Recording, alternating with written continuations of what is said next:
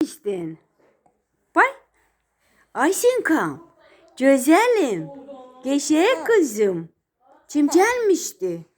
Sen neylemiştin? Bay bay bay bay bay bay. Pişt. Kukula balam. Nerede?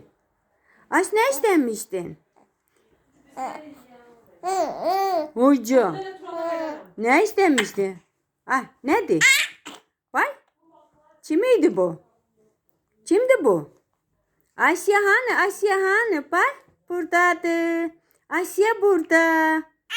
Asya neylemişti? Oynamıştı. Ne oynamıştın? Ne? Ne istemiştin? Ne değilsen? Piş piş piş piş. Akış. Akış. Ay güzel. Geçey.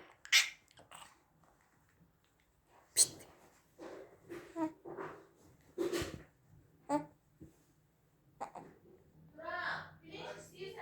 Piş piş. Moşuk. Moşuk. Hı. Ha moşuk. Ha moşuk. Akı. Akı. Akı. Kukula balam. Nazlı balam. Güzel balam. Gidelim. Yaparım seni babanın yanına. Bir gün görmeyeyim seni. Gidirsen. Gidelim. Gel. Pişt pişt. Uy. He yaş yaş. Gidelim. Gel.